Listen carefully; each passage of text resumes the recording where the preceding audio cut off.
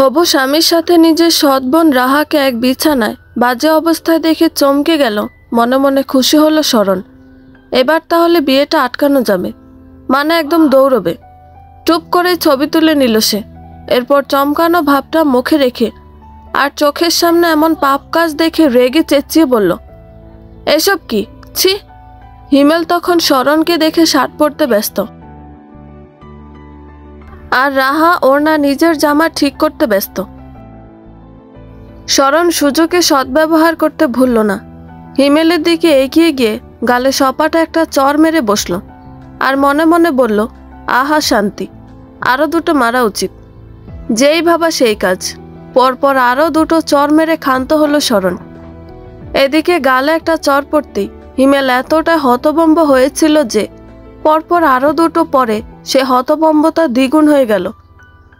ওপাশে দাঁড়ানো রাহা নিজেও হতভম্ব হলো। হিমেলকে চর মারতে দেখে শরণের দিকে এগিয়ে এলো শরণকে মারার জন্য। শরণের অতি নিকটে এগিয়ে এসে হাত উঁচিয়ে চর মারতে প্রস্তুত হতেই শরণ খুব সহজে হাতটা ধরে ফেলল। মুখে একটা বাঁকা হাসি ফুটিয়ে বলল, আকাম করবি তুই আর মার খাবো আমি?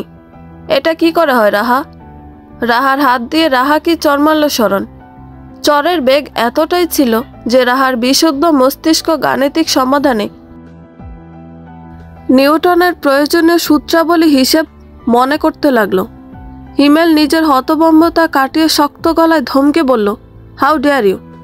শরণ পেছনে ঘুরে মাথাটা ডান দিকে হেলিয়ে ডান হাত ডান চোখের সামনে এনে তর্জনী আর মধ্যমা ভি আকৃতির করে ঠোঁটে কুটিল হাসি ফুটিয়ে শান্ত স্বাভাবিক আওয়াজে বলল, হাউ ডেয়ার মি।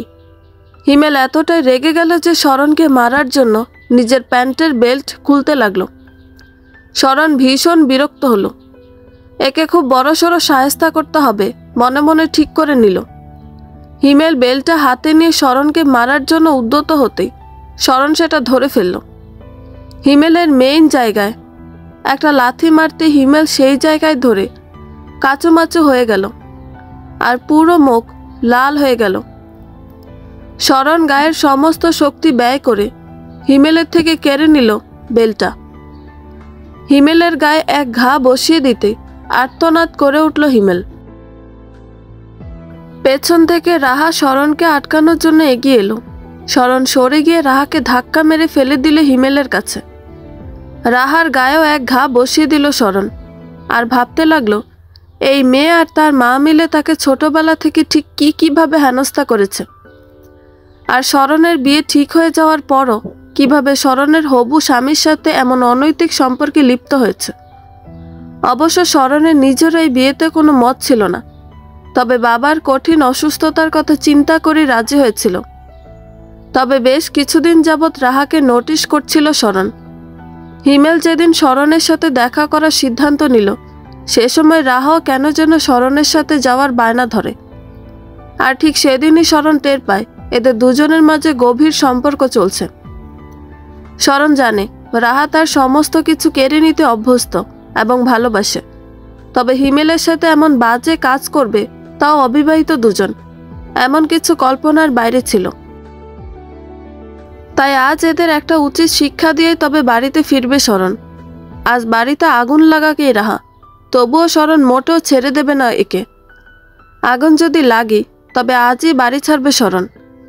15টা বছর যাবৎ সহ্য করে আসছে এই মা মেয়ের ঈর্ষা, অত্যাচার, আর কত। শরণ মুখ ফুলিয়ে দাঁতে দাঁত চেপে কয়েকবার আঘাত করলো দুজনকে। সে সময় হোটেলের একজন কর্মচারী এসে শরণকে আটকালো। ম্যাম, এ কি করছেন আপনি? শরণও থেমে গেল। বাইরে কয়েকজন লোক জড়ো হয়েছে। রাহা আর হিমেল আর্তনাদ করছে দুজন। ব্যথা পেয়েছে, এটা তো তাদের প্রাপ্যই ছিল। আরও জখম করা উচিত এদের। সমাজের নোংরা কীটেরা, যারা প্রতিনিয়ত পাপ করে চলেছে আর ভবিষ্যতও করবে। শরণ হাঁটু গেড়ে কান্না করতে থাকা রাহার নিকট বসল।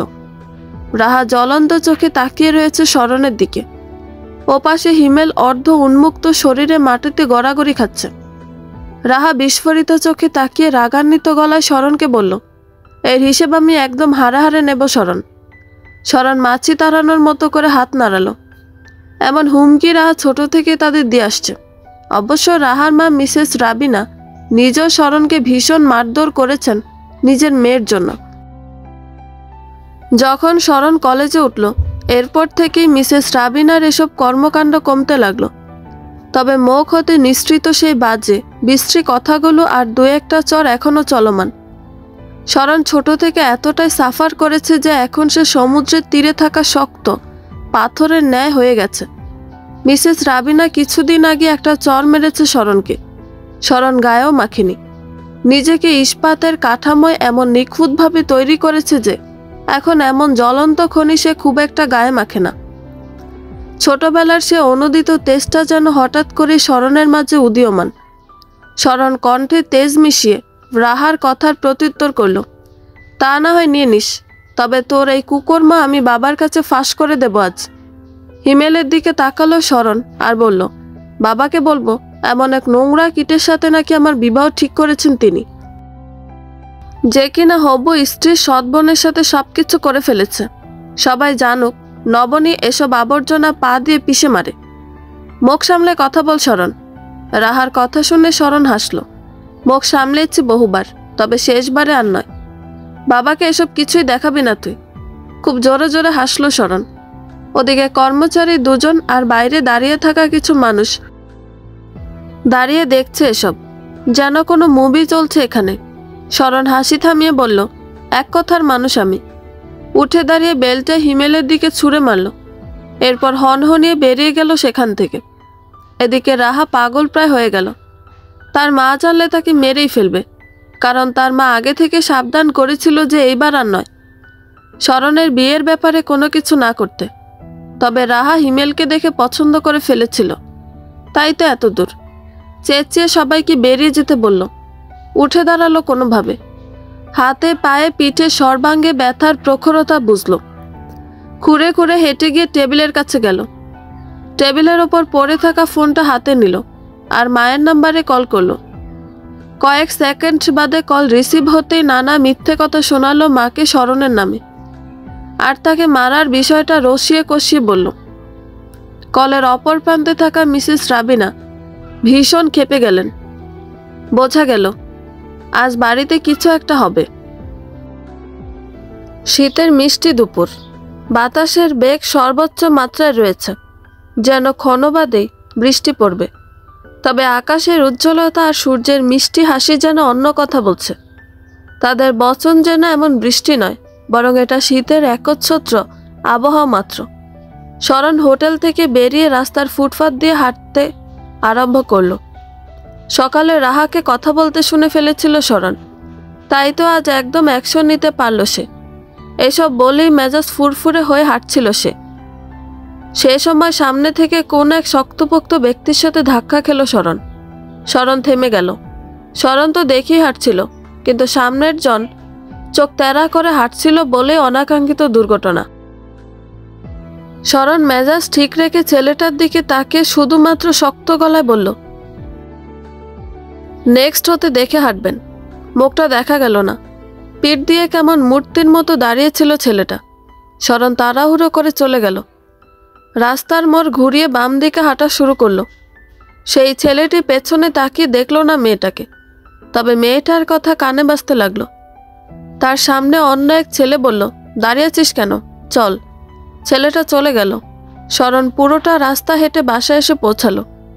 একটি 3 তলা বিল্ডিংয়ের দোতলায় ভাড়া থাকে শরণের পরিবার। শরণের মা সায়নিকা বেগম 16 বছর আগে কার অ্যাক্সিডেন্টে মৃত্যুবরণ করেছেন। আর 1 বছরের মাথায় শরণের বাবা অনিল মহান রাবিনাকে বিয়ে করে নিয়ে আসেন। রাবিনা ডিভোর্সে ছিলেন। শরণের সমবয়সী এক মেয়েও ছিল। তিনি বাড়িতে আসার পর শরণের জীবন নরক হয়ে গেল। ছোট থেকে মারধর, লাঞ্ছনা, বঞ্চনায় শরণের জীবন অতিষ্ঠ। শরণ কলিং বেল বাজাতে দরজা খুলে দিলেন মিসেস রাবিনা। অগ্নি চোখে শরণের আপাদ মস্তক দেখে ঠাটিয়ে চর মেরে বসলেন শরণের গালে। আকস্মাৎ আক্রমণে শরণ চমকালো, থমকালো। তাকে কিছু বলার সুযোগ না দিয়ে মিসেস রাবিনা উচ্চস্বরে রাগে গলায় বললেন, আজ তোকে মেরেই ফেলবো আমি। শরণের চুলের মুঠি ধরে টেনে ঘরের ভেতরে নিয়ে গেলেন রাবিনা বেগম। ফ্লোরে এমনভাবে ছুঁড়ে মারলেন যেন শরণ কোনো ফেলনা। শরণও দাঁতে দাঁত চেপে সহ্য করে নিল। উল্টো ফ্লোরে ছুঁড়ে মারার পরই এমনভাবে হাঁটু ভাঁজ করে বসলো যেন কিচ্ছুই হয়নি। দৃষ্টি তা শীতলভাবে পরখ করলো রাবিনা বেগমকে। দরজা খোলা রাখা ছিল। রাবিনা বেগম গিয়ে দরজা লাগালেন। পিছে ঘুরে আবারও জ্বলন্ত চোখে শরণের দিকে তাকালেন। শরণ কেমন শান্ত আর ওভাবে বসে থাকতে দেখে বিস্ফোরিত হলো চোখ জোড়া। মাথায় লেগে গেল আগুন। রাহা ফোন করার পর থেকেই তিনি এতটাই রেগেছিলেন শরণের প্রতি, সেটা রাবিনা বেগম নিজেও কল্পনা করতে পারছেন না। গা দিয়ে আর মাথার চামড়া ফেটে গরম ধোঁয়া বের হচ্ছে যেন। শীতাতপ নিয়ন্ত্রিত এই ঘরটিতে যেন মুহূর্তের মাঝে সে উষ্ণতা দাবানলের মতো ছড়িয়ে পড়ল। তবে শরণের মস্তিষ্ক যথেষ্ট রকমের শীতল। সেই শীতলতায় যেন কাটা গায়ে নুনের ছিটা দিতে সক্ষম রাবিনা বেগমের ওপর। তাই শরণের দিকে তেড়ে গিয়ে পরপর এলোপাতারি কয়েকটা চর বসিয়ে দিলেন শরণের গালে। মারতে মারতে রাবিনা বেগমও হাঁপাচ্ছেন। তবে শরণের মূর্তির মতো বসে থাকাতে নিজেও চমকে গেলেন। শরণের চুল মুঠি করে টেনে ধরে বললেন, কোন সাহসে তুই আমার মেয়েকে চর মেরেছিস?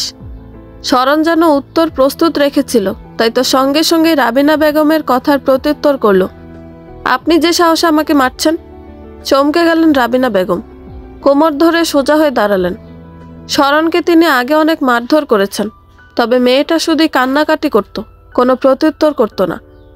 তবে আজ এমন কথা বলল, এতে রাবিনা বেগমেরই মাথা খারাপ হয়ে গেল যেন। আবারও একটা চর মারলেন তিনি। চেঁচিয়ে বলতে লাগলেন, মুখে মুখে তর্ক করছিস? মুখে মুখে তর্ক করছিস? হ্যাঁ, আজ তো আমি তোকে মেরেই ফেলব।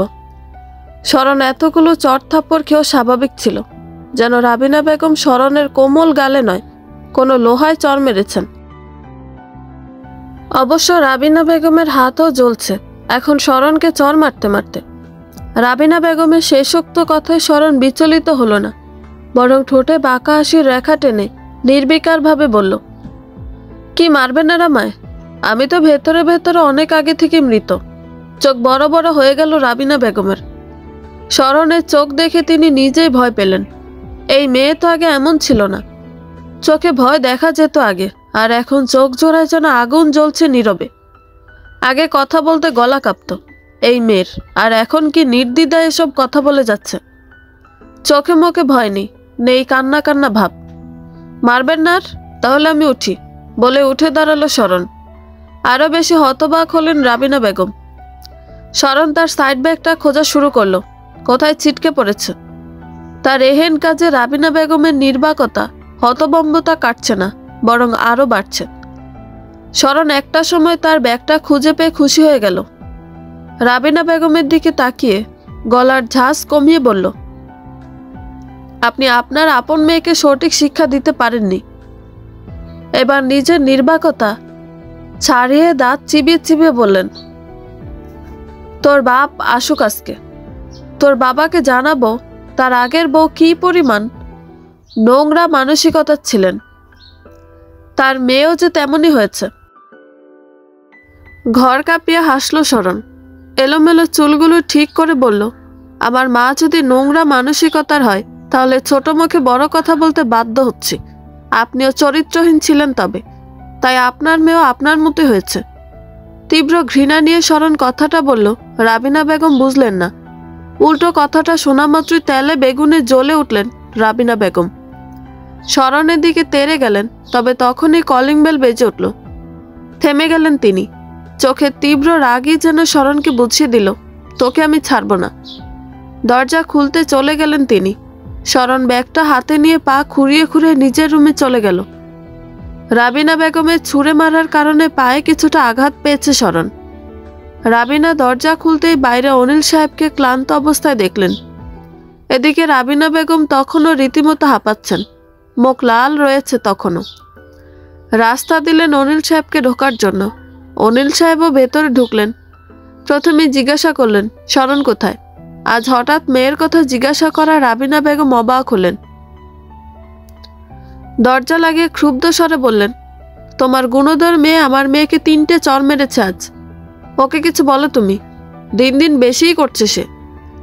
অনিল সাহেব টেবিলের ওপর রাখা পানির গ্লাসে জগ থেকে পানি ঢেলে পান করলেন, আর রাবিনা বেগমের বলা সমস্ত কথাও শুনলেন। পানির গ্লাসটা জায়গা মতো রেখে জিজ্ঞাসা করলেন, সত্যি মেরেছে?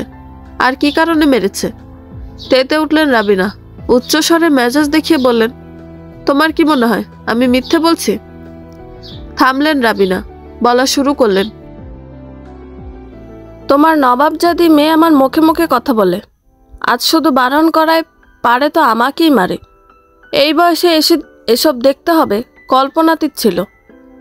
অনিল সাহেব চেয়ার টেনে বসলেন আর জিজ্ঞাসা করলেন, শরণ কোথায়? রাবিনা চিন্তিত হলেন, যদি শরণ বলে দেয় রাবিনা তাকে মেরেছে। চুপ রইলেন তাই। কিন্তু অনিল সাহেবই জোরে জোরে শরণকে ডাকা শুরু করলেন। শরণ সবে বিছানায় গায়ে এলিয়ে দিচ্ছিল ঘুমানোর জন্য। সে সময় বাবার ডাক পেয়ে দরজা খুলে বেরিয়ে এলো। শরণকে দেখে অনিল সাহেব অবাক হলেন।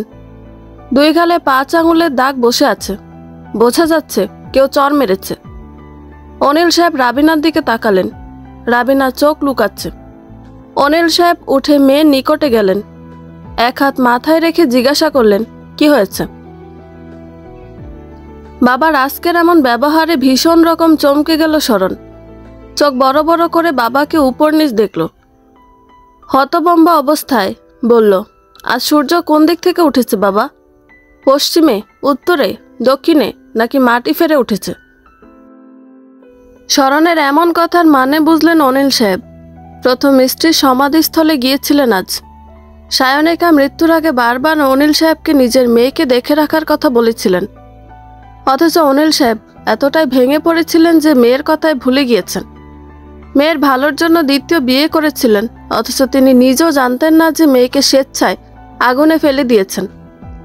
আসার সময় যখন দেখলেন শরণের হবু বর হিমেল আর রাহা একসাথে একটা হোটেল থেকে বেরিয়ে যাচ্ছে, সে সময় তার চোখ ছানাবড়া হয়ে গিয়েছিল। নিজের চোখকে বিশ্বাস করতে পারছিলেন না তিনি।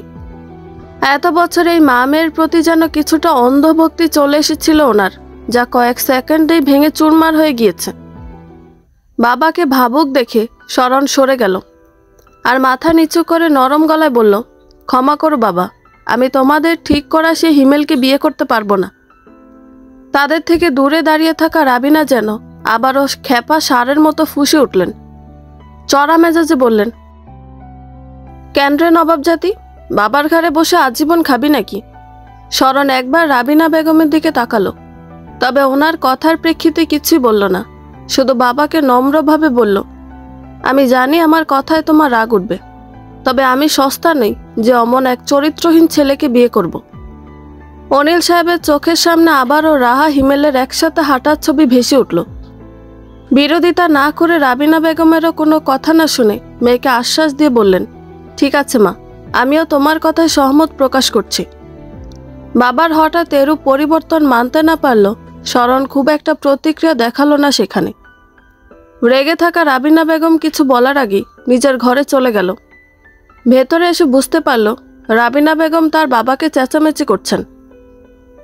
নিস্তব্ধ রজনীর মাঝে গাড়ির হর্নের শব্দ আর গাড়ি চলাচলের শব্দ যেন বেমানান। জোনাকিদের আওয়াজ আর এক তিমিরও শোনা যায় না। বছর 6 আগে শহরেও জোনাকিদের চলাচল ছিল, তবে এখন জোনাকিরা বিলুপ্ত প্রায়। গ্রামেও তাদের আর দেখা যায় না, জল জল করে ওঠে না তাদের আলো। পৃথিবীর কত কিছুই না পরিবর্তন হয়ে গেছে। সহস্র প্রাচীরের ভেতরের মাঝ বরাবর বিশাল এক শুভ্র রঙা তেতলা বাড়ি দাঁড়িয়ে আছে নিজ অবস্থানে। বাড়ির গড়ন আর কারুশিল্প দেখে বোঝা যাচ্ছে বাড়ি যে তৈরি করেছেন আর যে তৈরি করিয়েছেন দুজনই শৌখিন। বাড়ির ভেতরের অসংখ্য সাদা লাইটের সমাহারে বাইরের অবস্থাও ঝকঝকে ঝলমলে।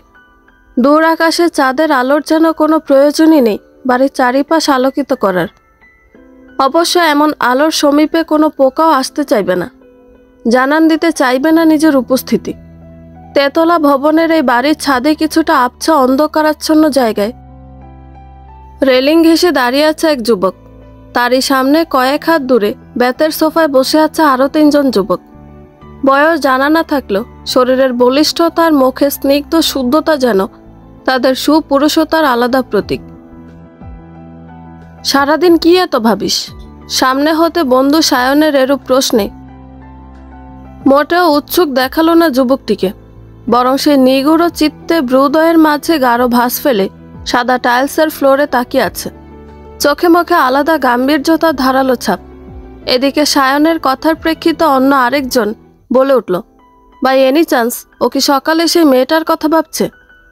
উৎসুক দেখালো সায়নকে, জানতে চাইল, কোন মেয়ের কথা বলছিস অব্র? সকালে একটা মেয়ের সাথে ধাক্কা লেগেছিল ওর। মেয়েটা কেমন করে যেন গম্ভীর স্বরে বলে, নেক্সট হতে দেখে হাঁটবেন। আমি শিওর মেয়েটার প্রচুর রাগ উঠছিল তখন। চেহারা যতই সুদর্শন হোক না কেন, ওর প্রতি সবারই রাগ থাকবে। এমন খিটখিটে পুরুষকে কে বিয়ে করবে? রিয়াদ কথাটা বলতেই ছোটখাটো একটা হাসির রোল পড়ে গেল সেখানে। এদিকে এরই মাঝে পেছনে হতে একজনের গলার আওয়াজ শোনা গেল, আমার হবু শালা যতই খিটখিটে মেজাজের হোক না কেন, লাইন ধরে হাজারো মেয়ে দাঁড়িয়ে থাকবে তাকে বিয়ে করার জন্য। তার কথায় তার উপস্থিতি টের পেতেই সবাই এক এক করে তাকালো তার দিকে। কেউ চিনল না, তবে বুঝতে পারলো ছেলেটাই এবাড়ির বড় মেয়ের জামাই হতে চলেছে। রেলিং ঘেঁষে দাঁড়িয়ে থাকা যুবকের দিকে এগিয়ে গেল, হাত বাড়িয়ে বলল, আমার নাম অন্তর, বিথির হবু স্বামী। আপনার নামটা যেন কি ভুলে গেছি। যুবকটি এতক্ষণ ব্রুকুসকে তাকিয়েছিল। হ্যান্ডশেকের জন্য হাত বাড়িয়ে দিতেই সেও হাত মেলালো। হ্যান্ডশেক করতে করতে গম্ভীর স্বরে নিজের নাম বলল, বাহারাজ। রাতে চেঁচামেচির আওয়াজে ঘুম ভেঙে গেল শরণের। শরণের শরীর খিঁচুনি দিয়ে উঠল। শরীরের অতি উষ্ণ তাপমাত্রার অনুভূতিটাই বলে দিচ্ছে গায়ে জ্বর উঠেছে। তীব্র মাথা ব্যথায় ছিঁড়ে যাওয়ার উপক্রম হলো। বিকেলের দিকে বাসায় আসার পরপরই শরীরটা অসাড় হয়ে এসেছিল বিধায় বাবাকে কথাটা বলে রুমে এসে শুয়ে পড়েছিল। নয়তো তামাশা দেখাতো শরণ, তবে এই মাঝরাতে এত কিসের চেঁচামেচি সেটা জ্বরের ঘোরে বুঝতে পারল না। মাথাটা যদি কেউ টিপে দিত তবে হয়তো কিছুটা ভালো লাগতো শরণের। মা বেঁচে থাকলে হয়তো সে ভালো লাগার সুযোগটা হতো, তবে মা তো বেঁচে নেই। মায়ের অনুপস্থিতিতে একজন সন্তানের কষ্ট কেমন সেটা শুধুমাত্র সেই সন্তানই বুঝতে পারবে। শরণ দুহাতে মাথাটা ধরে উঠে বসল। মাথা থেকে গরম ধোঁয়া বের হওয়ার জোগাড়। এদিকে বাইরে চেঁচামেচির আওয়াজ ততটাই জোরালো হচ্ছে। শব্দগুলোর প্রখরতা কানে এসে ধরা দিচ্ছে অবলীলায়। শরণ এবার কোনোভাবে উঠে দাঁড়ালো, তবে মনে হলো এই মুহূর্তেই পড়ে যাবে সে। শরীরের দুর্বলতা জানান দিল বেশিক্ষণ দাঁড়িয়ে থাকতে পারবে না।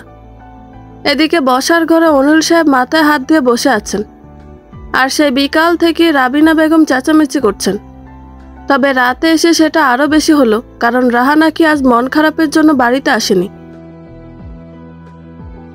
অনিল সাহেব রাবিনা বেগমকে শুধু এটুকুই জিজ্ঞাসা করেছিলেন একটু আগে, রাহার কি কারোর সাথে প্রেম করে কিনা। এটা অবশ্য জিজ্ঞাসা করেছিলেন রাহা কখনো রাবিনা বেগমকে নিজের পছন্দের ব্যাপারে বলেছে নাকি সেটা জানার জন্য। অথচ রাবিনা বেগম রেগে এখন চেঁচামেচি করছেন, তোমার গুণধর মেয়ে এমন মুখ বেঁচে প্রেম করতে পারে, আমার মেয়ে নয়। যা তা কথা আমার মেয়ের নামে একদমই জিজ্ঞাসা করবে না, বলে দিলাম। এরপরই আবার চেঁচিয়ে বলতে লাগলেন, আবার বিয়ে করবে না বলছে মেয়ে। তার বাপও সায় দিল সে কথায়। কেন, তোমার মেয়ে কোন নাগর জুটিয়েছে যে তার জন্য বিয়ে করতে পারছে না? এত ভালো একটা সম্বন্ধ হাতছাড়া করে দিচ্ছে। বাপের হোটেলে বসে বসে খাবে আর নাগরের সাথে সারাদিন হই হুল্লোড় করে ঘুরে বেড়াবে, সেজন্য, তাই না? এবার রেগে গেলেন অনিল সাহেব। রুষ্ট স্বরে বললেন, আর একটাও বাজে কথা বলবে না রাবিনা। আমার মেয়ে কেমন সেটা আমি জানি। ওর বিয়ে আমি কখনোই হিমেলের সাথে দেব না। অনিল সাহেব লজ্জায় আড়ষ্টতায় বলতেও পারছেন না যে রাহার হিমেলের হয়তোবা প্রেমের সম্পর্ক আছে। কিভাবে বলবেন তিনি বললেও তো রাবিনা বিশ্বাস করবেন না। এদিকে রাবিনা আরও বেশি ক্ষেপে গেলেন। ফুঁসে উঠে চেঁচিয়ে বললেন, মেয়েকে যে কি শিক্ষা দিছ সেইটা তো দেখতেই পাচ্ছি। মাও হয়তোবা এমনই আসিল, এই জন্য উপরওয়ালা উঠাই নিছে। সায়নিকার ব্যাপারে এমন মন্তব্যে অনিল সাহেব এতটাই রেগে গেলেন যে ধমকে বললেন, মুখ সামলে কথা বলো রাবিনা। তুমি আর একটা কথা বললে আমি হাত তুলতে বাধ্য হব। হ্যাঁ তাই তো, বাপে হাত তুলব আর মেয়ে মুখে মুখে তর্ক করব। তর্ক করিয়া যাই করি, অন্তত আপনার মেয়ের মতো চরিত্রহীনা তো নই। কণ্ঠস্বর নরম, তবে তীব্র খুব প্রকাশ পেল শরণের কণ্ঠে। ঢুলু ঢুলু অবস্থায় দরজার সামনে থেকে কথাটা বলল শরণ। চোখ দুটো একদম লাল তার, শুধু চোখই নয় মুখটাও লাল দেখালো।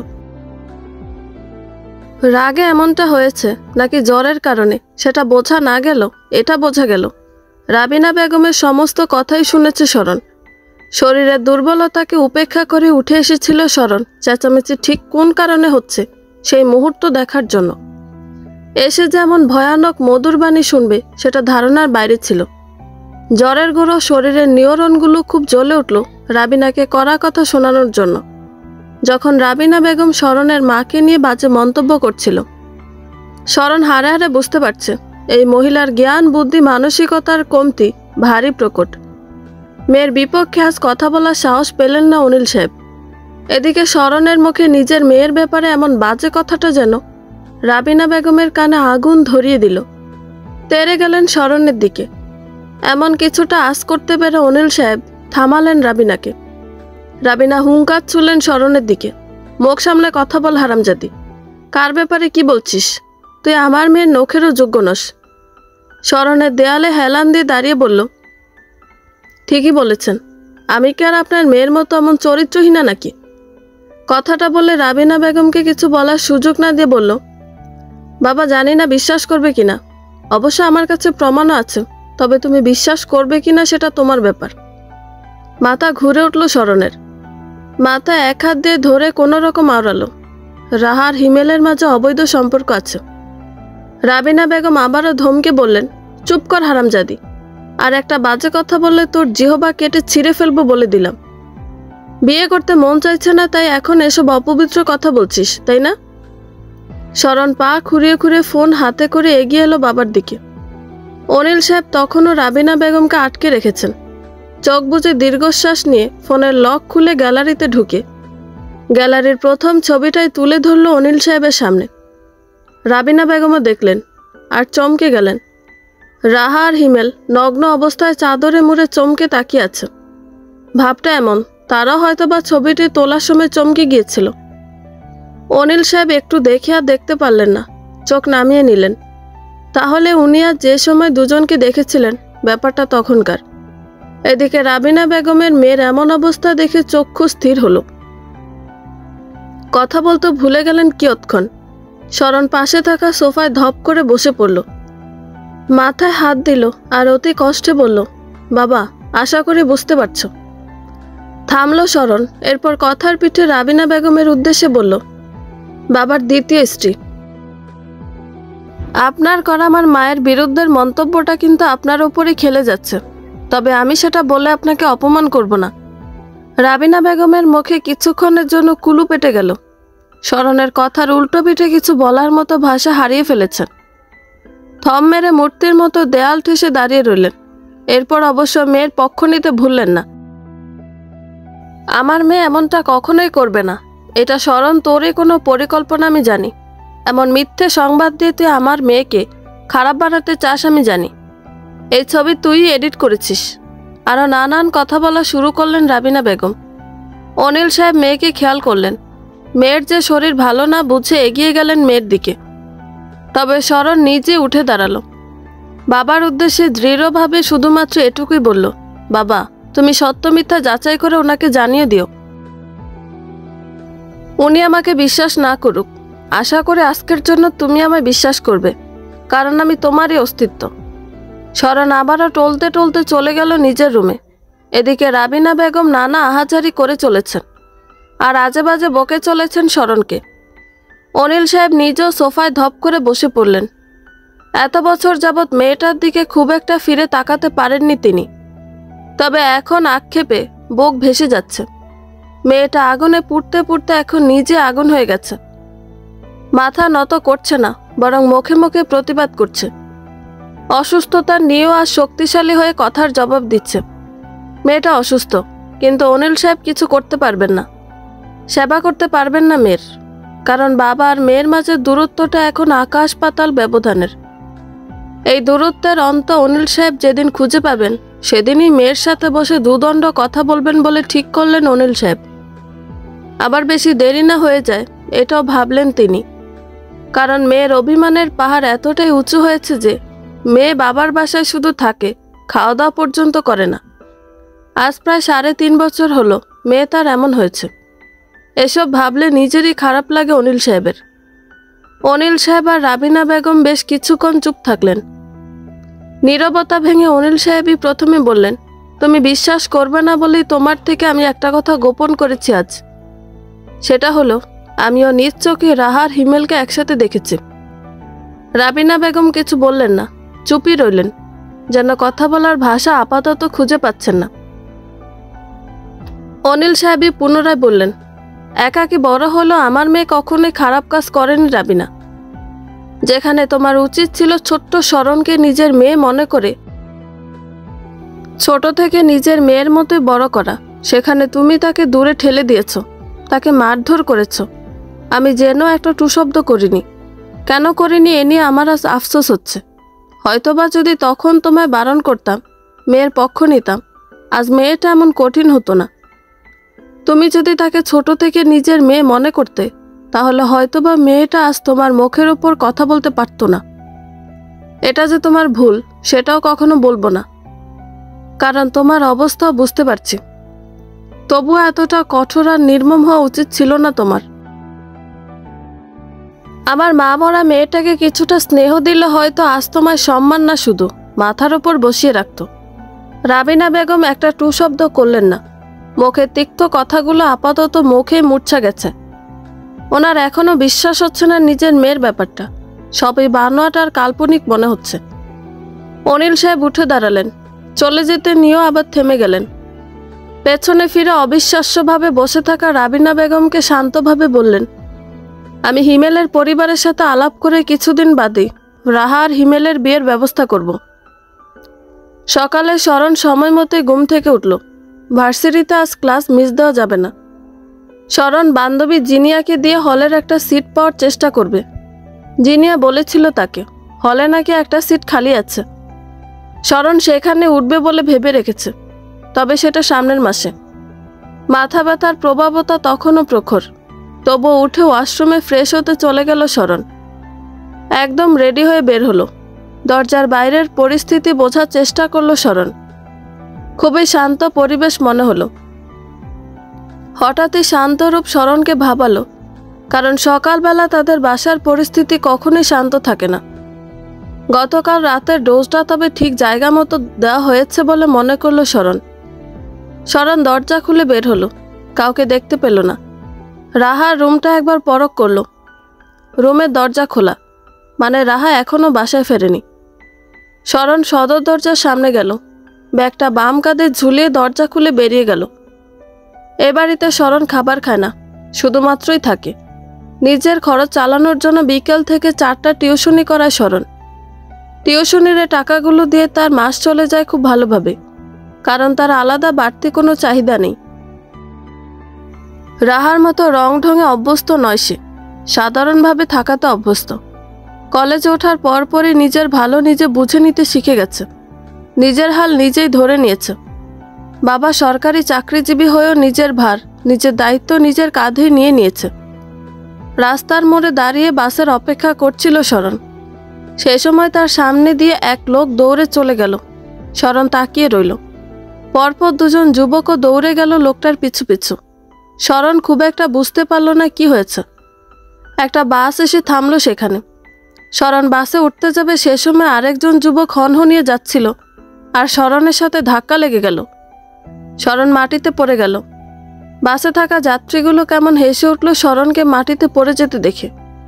এদিকে সুরসুর করে আরও যাত্রী বাসে উঠে পড়ল। মুহূর্তের মাঝে বাসটা চলে গেল শরণের সামনে থেকে। শরণ মাটিতে বসে শুধু তাকিয়ে রইল বাসের যাওয়া।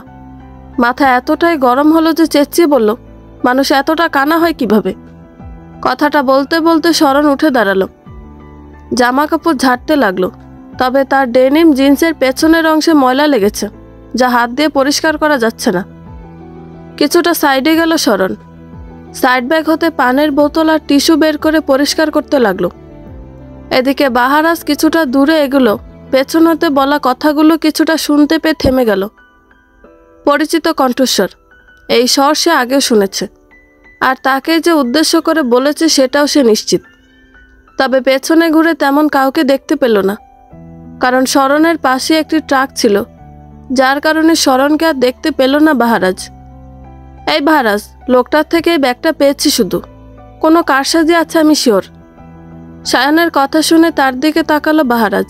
পাশে একটা কালো মাইক্রো এসে থামলো। তবে বাহারাজ আবারও পেছন ফিরে তাকালো কে সেই মেয়েটাকে দেখার আশায়। কারণ মেয়েটার ওপর তার ক্ষোভ আছে। সেই ক্ষোভটা যতদিন পর্যন্ত ঝাড়তে না পারবে ততদিন তার পেটের ভাত হজম হবে না। এভাবে রাস্তায় দৌড়াদৌড়ি করাটা তোমার মতো বেকার কি মানাবে? তবে তোমার ফ্যামিলি স্ট্যাটাস কেমন সেটাও মাথায় রেখে তোমার চলাফেরা করা উচিত বাহারাজ। কালো মাইক্রো থেকে এক মহিলা কথাগুলো খুব দাম্ভিকতা নিয়ে বলল। বাহারাজ গাড়ির দিকে তাকালো। বেকারত্ব শব্দটাই বেশি মাথায় ঘুরছে তার। বাহারাজ ব্যাগটা সায়নের দিকে ছুঁড়ে মেরে গাড়িতে বসে থাকা মহিলার দিকে না তাকিয়ে বলল, যে ফ্যামিলিতে থাকি না সেই ফ্যামিলির স্ট্যাটাস মাথায় রাখবো কেন? মহিলাটি হ্যাঁ তাই তো বলে গাড়ি থেকে নামলো। গায়ে জড়ানো শাড়িটা দেখো বোঝা যায় ওনার আভিজাত্যের অহংকার। জৌলসপূর্ণ আস্তরণ না থাকলেও জৌলসে মাখা গাম্ভীর্য যেন নজর কাড়া উদাহরণ। একদম বাহারাজের সামনে বরাবর দাঁড়িয়ে আগের মতোই ঠাট্টার স্বরে বললেন, তাই যদি হতো তবে গতকাল রাতে নিশ্চয়ই বন্ধুদের নিয়ে দেওয়ানবাড়িতে পা রাখতে না। তাচ্ছিল্য হাসলেন মহিলাটি। পুনরায় একইভাবে বললেন, তা আবার আমারই অনুপস্থিতিতে। রিয়াদ এগিয়ে এলো সেখানে। সে এতক্ষণ একটু আগের লোকটাকে জেরা করছিল। লোকটা একজন মহিলার থেকে ব্যাগটা চুরি করে নিয়ে যাচ্ছিল, যেটা বাহারাজরা দেখে ফেলে। তাই তো লোকটার পিছু নিয়েছিল। মহিলাটাই বলেছিল ব্যাগে কিছু কাগজপত্র টাকা ছিল, তবে ব্যাগে শুধুমাত্র টাকাগুলি পাওয়া গেছে। রিয়াদ লোকটাকে মারল, তবে লোকটা কিচ্ছুটি স্বীকার করল না। রিয়াদ লোকটাকে পুলিশে ধরিয়ে দিয়ে বাহারাজের কাছে আসলো। আর সে সময় বাসনা আমানের কথা শুনে তারও কিছুটা রাগ হলো। মায়ের এমন ঠাট্টা শুনে বাহারাজ শটান হয়ে দাঁড়ালো। তার ইগোতে লাগলো কথাটা। তার কোনো ইচ্ছে ছিল না দেওয়ানবাড়িতে পা রাখার। ছোট বোন বিথিকে পাত্র দেখতে এসেছিল গতকাল। বাবা তো বেঁচে নেই, বড় ভাইও বাড়িতে থাকে না। তবু অনেক রিকোয়েস্ট করায় বাহারাজও রাজি হয়েছিল। বিথি বাহারাজের বন্ধুদেরও যেতে বলেছিল, নয়তো বাহারাজ ওই বাড়ির দিকে ফিরেও তাকায় না। এর কারণ অবশ্য তার মা। বাহারাজের দাদা রাসেল দেওয়ান ছিলেন একজন এমপি মহোদয়, যিনি গত হয়েছেন বছর 6 আগে। রাসেল দেওয়ানের 2 পুত্র, বড় পুত্র রাজীব দেওয়ান আর ছোট পুত্র রাহান দেওয়ান। বাবা এমপি পদ থেকে সরে যাওয়ার পর ওনার পুত্ররাও রাজনীতি পেশা গ্রহণ করেনি। বড় পুত্র রাজীব দেওয়ান ব্যবসায় নিজেকে নিয়োজিত করেছেন, আর ছোট পুত্র রাহান দেওয়ান বাহারাজের বাবা একজন জার্নালিস্ট ছিলেন। তবে তিনি বছর 15 আগে মারা গিয়েছেন কার অ্যাক্সিডেন্টে। স্ত্রী বাসনা আমান একজন বিজনেস ওমেন। বাসনার ফ্যামিলি ব্যাকগ্রাউন্ড ভালো ছিল। বাসনা আমানের বাবা বিশাল আমান ছিলেন একজন ব্যবসায়ী। ওনার একমাত্র মেয়ে বাসনা আমান। আর তারই প্রেক্ষিতে বাসনা আমান বাবার ব্যবসার হাল ধরেছে। স্বামীর অকালে মৃত্যুর পর ছোট ছেলে মেয়ে দুটোকে নিজেই মানুষ করেছেন। ছেলেকে নিজের ব্যবসায় লাগিয়ে দিতে চেয়েছিলেন বিদেশে পড়াশোনা করাতে। তবে ছেলে ওনার কথা অমান্য করে ঢাকা বিশ্ববিদ্যালয় থেকে লেখাপড়া শেষ করে এখন আপাতত বেকার রয়েছে। রেগে ছেলেকে বাড়ি থেকে বের করে দেন বাসনা আমান। এটা অবশ্য কেউই আটকাতে পারেনি ওনাকে। ওনার শাশুড়ি দেওয়ানবাড়ির কর্ত্রী মনিকা বেগম মানা করেছিলেন, তবে তাও মান্য করেননি বাসনা। এরপর থেকে ছেলের সাথে রাস্তাঘাটে দেখা হয়, আর ছেলেকে নানা কথা শোনান।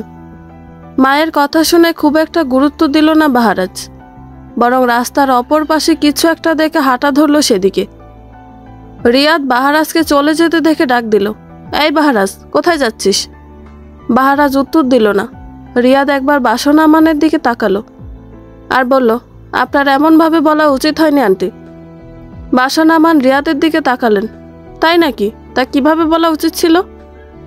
সে উত্তর দিল না রিয়াদ, শুধু বলল, বেকার হলো, নিজের খরচ নিজেই চালিয়ে খাচ্ছে। এরপর সেও চলে গেল বাহারাজের পিছু। এদিকে বাসনা ছেলে যাওয়া দেখলেন। সায়ন পাশেই দাঁড়িয়েছিল।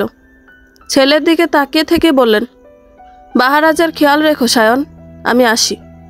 গাড়িতে উঠে মুহূর্তের মাঝে গাড়ি চলে গেল। এদিকে শরণ কিছুটা সফল হয়েছে ময়লাটা পরিষ্কার করতে। মনে মনে খুশি হলো যে তাকে ধাক্কা দিয়েছে তার পুরো 14 গোষ্ঠীকে গালি দিল। তার পাশে থাকা ট্রাক ঘেঁষে যাওয়ার সময় কিছু একটা শব্দ পেল শরণ। শব্দটা ট্রাক থেকেই পেয়েছে।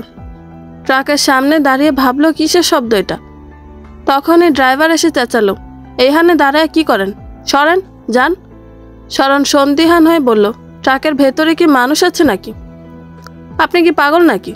ট্রাকের ভিতরে বালু আছে, কেন আপনার ওপর ঢালে দিতাম? শরণ কপাল কুঁচকে বলল, কোন আক্কেল আমায় পাগল মনে হয় আপনার? আসলে আপনিই পাগল, ব্যাককল, বয়রা, কানা, সব। লোকটা ধমকে কিছু বলতে যাবে, তার আগেই শরণ চলে গেল। রাস্তা পার হলো, রাস্তার ওপারে রিক্সা দেখা যাচ্ছে। তার পাশ দিয়ে বাহারাজও গেল, তবে দুজন একে অপরকে চিনল না, আর না দুজনের মাঝে কোনো চোখাচোখি হলো। একজন ভীষণ চিন্তিত তো অন্যজন রাগত, অথচ একজন জানেই না যে এই সেই যুবক যে বারবার তাকে ধাক্কা দেয়, আর অন্যজন জানে না এই সেই মেয়ে যে তাকে দুবার চেঁচিয়েছে, রাগ দেখিয়েছে। মুহূর্তেই দুজনের পথ আলাদা হয়ে গেল।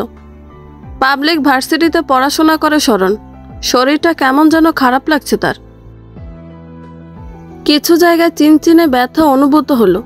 মাথা ব্যথাটা এতক্ষণ না থাকলো, ভার্সিটিতে আসার পর কেন যেন মাথা ব্যথা শুরু হলো। এই রণ, যাচ্ছিস কোথায়? আমাদের দেখতে পাসনি?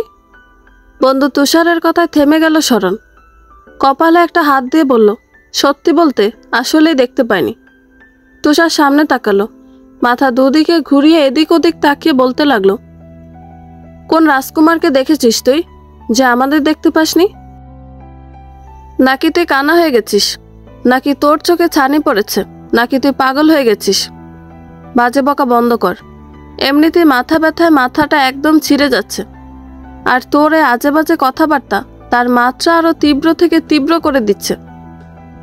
জিনিয়া সীমানি এগিয়ে এলো, শরণকে ধরল।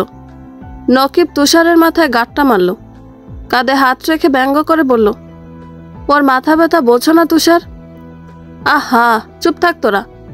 এমনিতেই শরণের নাকি রাতে জ্বর এসেছিল, আবার মাত্রই এলো, মাত্রই শুরু করলি? নকিবকে আর জিনিয়াকে বিরক্তি নিয়ে বলল সীমানি। পুরো নাম আসমানি হলো, সবাই সীমানি বললেই ডাকে ওকে। জিনিয়া বলল, চল ওকে ফার্মেসিতে নিয়ে যাই, ওষুধ খেলে কিছুটা হয়তো বা কমবে।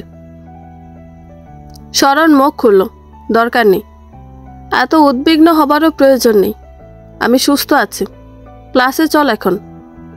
তুষার ঝুঁকে বলল, আসলে ঠিক আছিস নাকি ভান ধরছিস? শরণ বড়সড় একটা গাঁটটা মারল তুষারের মাথায়। ঠোঁট বেঁকিয়ে বলল, কি মনে হলো? তুষার মুখ ফুলে বলল, হ্যাঁ হ্যাঁ ঠিকই আছিস। ক্লাস চলাকালীন শরণের ফোনে মেসেজের একটা নোটিফিকেশন আসলো। শরণ বেঞ্চের নিচে ঝুঁকে দেখার চেষ্টা করলো কে কি মেসেজ দিয়েছে। দেখলো অচেনা নাম্বার থেকে একটা মেসেজ এসেছে। মেসেজ অপশনে ক্লিক করতে দেখলো টাইপিং অক্ষরে লেখা, পান খাইতে ডাকে আমারে, বড় বড় চোখের দিকে তাকাই রে। ভার্সিটিতে সিনিয়রদের আলাদা একটা ডিমান্ড থাকে। এই যে শরণের সে হলের সিটে ওঠার আগে কোন এক সিনিয়র নাকি সেখানে উঠে গেছে। এখন শরণ এতটাই রেগে আছে যে ওই সিনিয়রকে পেলে মুহূর্তেই খুন করত। শরণ তো সিন ক্রিয়েট করার চেষ্টা করেছিল, তবে বন্ধুরা থামিয়েছে তাকে। আপাতত শরণ এখন তীব্র মাথা ব্যথা নিয়ে রেগে বসে আছে শিমুল গাছের নিচে পাতানো কাঠের বেঞ্চে। জিনিয়া খাতা দিয়ে বাতাস করে দিচ্ছে, আর সীমানি মাথা টিপে দিচ্ছে। সামনে নকিব, তুষার আর নয়ন দাঁড়িয়ে আছে। তুষার বুকে হাত ভাঁজ করে দাঁড়িয়ে আছে। হলে থাকলেই কি, না থাকলেই কি, হল থেকে তো বাসা বাড়িতে থাকা আরো বেটার। নয়নও তাল মিলিয়ে বলল, হ্যাঁ তাই তো, তুই কোনো এক বাসায় উঠে পড় বা হোস্টেলে। শরণ চোখ খুলে তাকালো। মোখায়ব শান্ত করে শান্তভাবে বলল, এই শহরে কম দামি রুম কোথায় খুঁজে সেসব বল বেটা, শুধু ফটর ফটর করলে হবে না। আর তোরাই বা কেমন ফ্রেন্ড? সে বাচ্চাকাল থেকে এক স্কুলে, এক কলেজে, এখন আবার একই ভার্সিটিতে, একই ডিপার্টমেন্টে পড়াশোনা করছি। লেডাকাল থেকে বন্ধুত্বের সম্পর্ক আমাদের। তন্মধ্যে একজন বিপদে পড়েছে, তাকে সাহায্য না করে এখানে বকর বকর করছিস। নকিব নয়নের কাঁধে হাত রেখে শরণকে বলল, তুই এক কাজ কর, আমাদের বিল্ডিংয়ে রুম খালি আছে, সেখানে উঠে যা। ভাড়া বল, 19,000 টাকা। যদি তুই মাসে মাসে ভাড়াগুলো দিয়ে দিতে পারিস তবে আমি আজকে উঠব। অসম্ভব, তৎক্ষণাৎ বলে উঠল নকিব। শরণ বিরক্তি নিয়ে বলল, তাহলে চুপ থাক। শরণের পাশ থেকে সীমানি চিন্তিত সুরে জিজ্ঞাসা করল, এখন কি করবি বোন? রাস্তায় রাস্তায় থাকবো, তবু ওই বাড়িতে আর থাকা একদমই সম্ভব না আমার। আমারও একটা সম্মান আছে নাকি? যে বাড়িতে নিজের কোনো সম্মানই নেই, সবসময় গালাগাল খেতে হয়, তো ওই বাড়িতে কোন মুখে থাকবো? It's impossible. হ্যাঁ, শরণ ওই বাড়িতে আর থাকবে না। কথাটা জিনিয়া বলে উঠল। সবাই কিছুক্ষণ নীরবতা পালন করল। ঠান্ডা হাওয়া বয়ে যাচ্ছে নীরবে। বাতাসের গ্রানে আলাদা একটা গ্রান অনুভব করলো শরণ। হুট করেই তার ভালো লাগা শুরু করলো। বন্ধুদের সবগুলোর দিকে একবার তাকালো। এদের সাথে ছোট থেকে বন্ধুত্ব, খুব ভালো বন্ধুত্ব তার। মা তো নেই, বাবাও শরণকে বোঝে না। একমাত্র এই বন্ধুরাই তাকে এতদিন যাবৎ খেয়াল রেখে আসছে। নীরবতা ভেঙে নয়ন বলে উঠল, আমার একটা বাসা পরিচিত আছে। বাসার মালিকের মেয়ে আমার আসলে তোর গার্লফ্রেন্ড। নকিব আর তুষার দুজনে সমস্বরে বলে উঠল। নয়ন মাথা নিচু করে বলল, যাই হোক, শরণ যদি তুই চাস তাহলে তোকে নিয়ে যাব। তারপর থেমে আবারও বলল, ভাড়াও কম। শরণ উৎসুক হলো, বাসাটা কোথায়? বাসাটা একটু দূরে হলো, নিরিবিলি জায়গায় পড়েছে। বাসার পেছনে জঙ্গল আছে, বাসার পাশে 2-1টা বিল্ডিং, আর একটু এগিয়ে গেলেই মেন রোড। তাহলে চল। উঠে দাঁড়ালো শরণ। জিনিয়া সীমা নিয়েও উঠে দাঁড়ালো। শরণ নয়নের কাছে এসে পিঠে একটা চাপড় মেরে বলল, শরণ নিরিবিলি জায়গায় পছন্দ করে। দরকার হলে মাঝে মাঝে রাতে জঙ্গলে গিয়ে একটা ছোটোখাটো পিকনিক অ্যারেঞ্জ করব। তুষার হেসে বলল, আমি গিটার নিয়ে যাব। নকিব বলল, আমি আমার গার্লফ্রেন্ডকে। জিনিয়া নকিবের মাথায় গাঁটটা মেরে বলল, তুমি মাইন্ড ঠিক করো নকিব। আমার মাইন্ড ঠিকই আছে, এই যে তুই খারাপ করে দিচ্ছিস। সীমানি নিজের নাক গলালো, তোরা দুজনই ডার্টি মাইন্ডেড, আর তুমি কচি খুকি, ব্যঙ্গ করে বলল নকিব। শরণ ধমকালো 3 জনকে, এই তোরা কিছুক্ষণের জন্য চুপ থাক। এত কথা কিভাবে বলিস? সৃষ্টিকর্তা মুখ দিছে কথা বলার জন্যই। নকিবের কথায় শরণ নকিবের দিকে তাকালো। নকিব তুষারের দিকে নাটকীয় ভঙ্গিতে ঘুরে দাঁড়ালো। শরণ আর কিছু বলল না। নয়নকে বলল, চলো বন্ধু, তোমার গার্লফ্রেন্ডের বাসায়। দরকার হলে আমি কালে উঠব। শরণের কথায় সবাই রওনা হলো নয়নের সে গার্লফ্রেন্ডের বাসায়। আধ ঘন্টা পর এসে পৌঁছালো নির্জন এক এলাকায়। এদিকটা জনবসতি খুব কম, অথচ শহরেই যে এমন এক জায়গা আছে শরণের ধারণাই ছিল না। 2টো সিএনজি এসে থামলো মেন রোডে। নেমে পড়ল সবাই, যার যার ভাড়া শেষই দিয়ে দিল। নয়ন হাঁটা আরম্ভ করলো, বাকিরাও পিছু পিছু হাঁটা শুরু করলো। একটু হেঁটে গিয়ে একটি 3তলা ভবন চোখে পড়ল। বাড়ির চারিধার ঘিরে রয়েছে জং ধরা টিন। 3তলায় বিল্ডিংটি নয়ন বাদে বাকি 5 বন্ধু খুব ভালোভাবে পর্যবেক্ষণ করল। বাড়িটির রং উঠে গেছে, অনেক বছরের পুরনো বাড়ি। শরণ নয়নের পাশে এসে দাঁড়ালো। সবসময় আসা যাওয়া হয় বুঝি? শরণের কথায় সবাই হেসে উঠল। নকিব হাসতে হাসতে বলল, না হলে কি এত ভালোভাবে শরণে থাকতো নাকি? তখনই 4টা গাড়ি এসে তাদের থেকে কিছুটা দূরে থামল। গাড়ি থেকে বের হলো পরপর কিছু সাদা কাপড় পরনে লোক। দেখে মনে হচ্ছে কারো বডিগার্ডেরা। মাঝের গাড়ির সামনে এসে একজন গাড়ির দরজা খুলে দিল। পরপর একদম সিনেমাটিক টাইপে এক মাঝবয়সী লোক নেমে পড়ল। পরনে শুভ্র পাঞ্জাবি পায়জামা। সুপুরুষ লাগলেও মুখটা দেখে গুন্ডা মনে হলো শরণের। তুষার চমকে উঠে বলল, আরে এ তো এমপি আব্দুল সরকার। নকিব আর নয়নও মাথা ঝাঁকালো, তবে মেয়েরা চিনল না। সাধারণত ছেলেদের এসব বিষয়ে জানা থাকলো মেয়েরা নাম ছাড়া মানুষগুলোকে খুব একটা চেনে না, তাই শরণ দ্বারা একই অবস্থা। এদিকে সে এমপি আব্দুল সরকার এগিয়ে এলেন শরণদের দিকে। শরণরা ভেবেছিল তাদের দিকে এগিয়ে আসছে, তবে মানুষগুলো তাদের দিকে এগিয়ে এলো ঠিকই, তাদের পাশ কাটিয়ে সামনে এগিয়ে গেল। সামনে একটা জঙ্গল, তার আগে একটা বাড়ি শুধু। এমপিও তার চেলাপেলারা সেই জঙ্গলের দিকে গেল। তুষার ব্যঙ্গ করে বলে উঠল, আজকাল এমপি মন্ত্রীরাও জঙ্গল পরিদর্শনে বের হয়। একটা হাসির রোল পড়ে গেল সেখানে। তখনই গেট খুলে এক মাঝবয়সী লোক বের হয়ে এলেন আর ছেলে মেয়েগুলোকে দেখে জিজ্ঞাসা করলেন, কি চাই? হঠাৎ এরূপ প্রশ্নে শরণরা থতমত খেয়ে গেল। নয়ন একবার বাকিদের দিকে তাকিয়ে সেই মাঝবয়সী লোকটাকে বলল, আসলে আঙ্কেল, আমরা রুম দেখতে এসেছি। আপনাদের বিল্ডিংয়ে নাকি রুম খালি আছে। লোকটা এবার খুশি হলেন মনে হলো, হেসে বললেন, কয়জন থাকবা? আমার এক বান্ধবী থাকবে শুধু। হবে কি? হবে মানে দৌড়াবে একদম।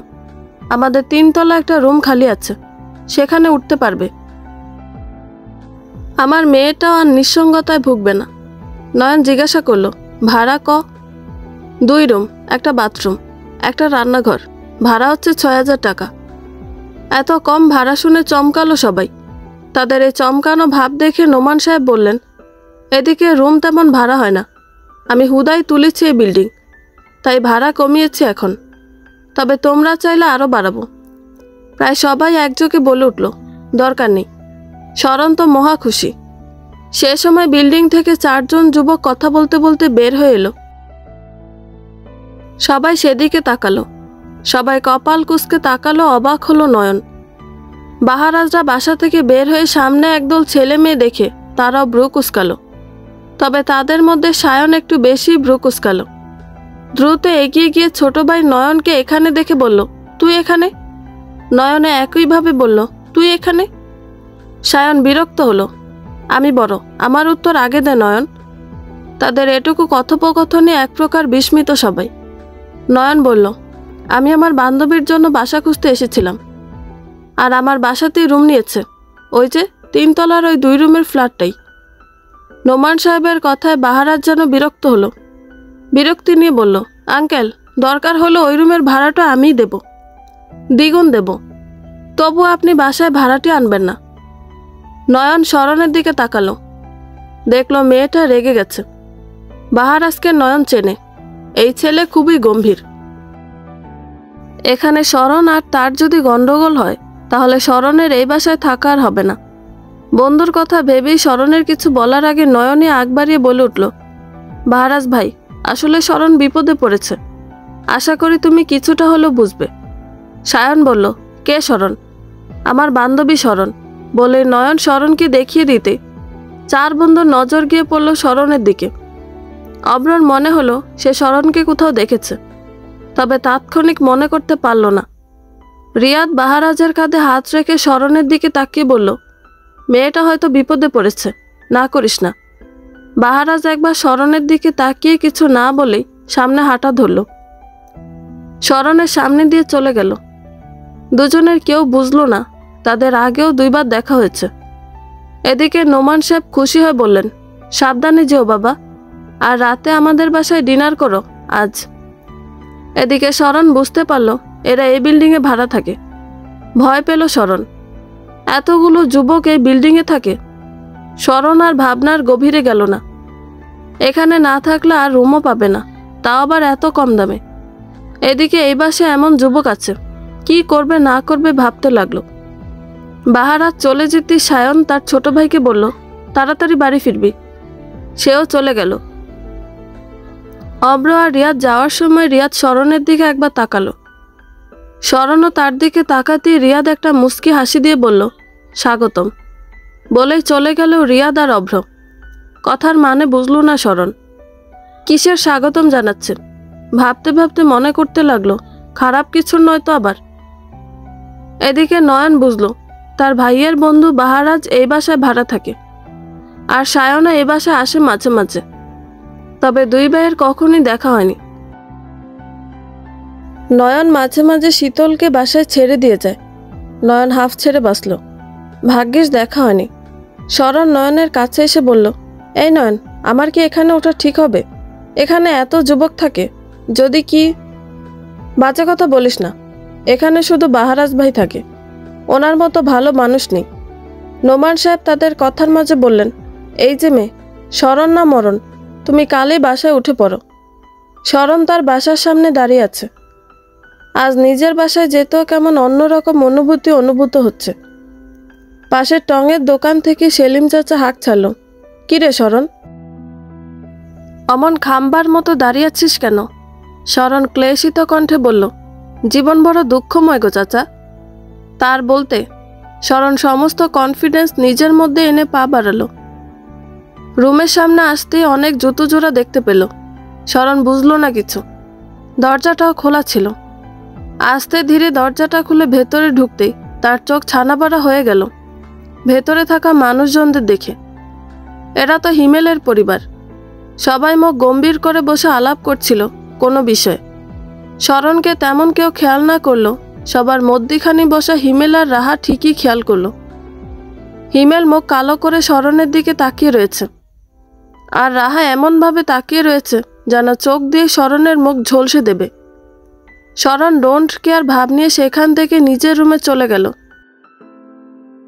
এদিকে বসার ঘরে অনিল সাহেব হিমেলের বাবা মঈন সাহেবকে বলছেন, আগামীকালই তাহলে ঘরোয়াভাবে বিয়েটা হয়ে যাক।